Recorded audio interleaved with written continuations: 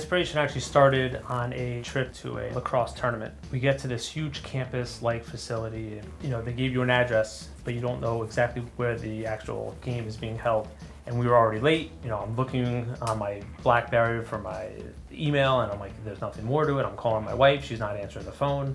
And I'm like, there's got to be a better way than this. His son's in the backseat freaking out that he's going to be late for the game.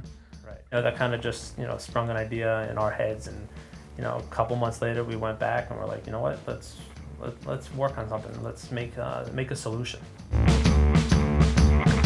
My name is Chad Wayne. I work for a hedge fund, and I'm also founder of Home Turf. Laurent Baum, and pretty much Home Turf is what we've been working on for about 8-9 months or so. So Home Turf is a platform for sports teams, and we're going after mainly organized sports teams. So what that really means is it could be like a coach who wants to learn about new content to teach their teams. It could be a parent who needs to know, I have 3 kids and here's what time each of their games are at, and here's what happens if, here's where I'm supposed to go if a coach changes their practice.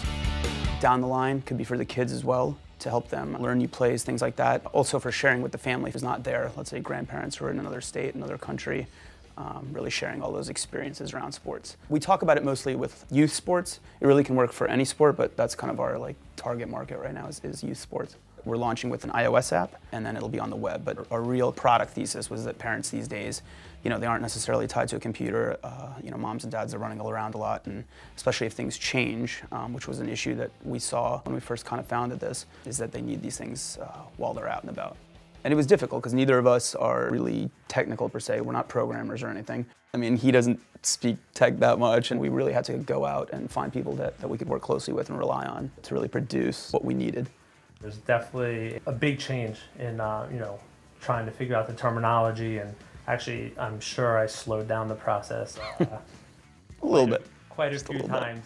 It was good though, because he's our target market, basically a parent who's got 3 kids, who isn't, necessarily the most up on technology and wants something that's just going to make their lives easier, not something like that they have to spend a lot of time learning how to use.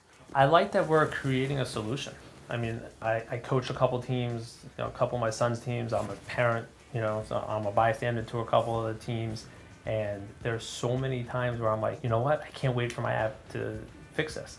And it's a nice, thought and, dream of, helping, everyone else out while, making a business out of it. This past year has been great. It's been what I've been wanting to do for a long time, which is really just start with something from scratch and create something that didn't exist before. And I've always wanted to really create something. In my family, my grandfather was a furniture maker, and I always really like that aspect of just you're making something. At the end of the day, you can show that.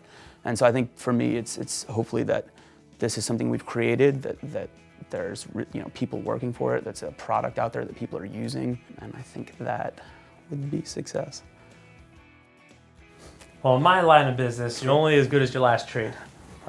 So if this is going to be my last trade, I want it to be, something that succeeds. I want to accomplish this. I want to make it something that helps people out and does create the solutions that we tried to start with.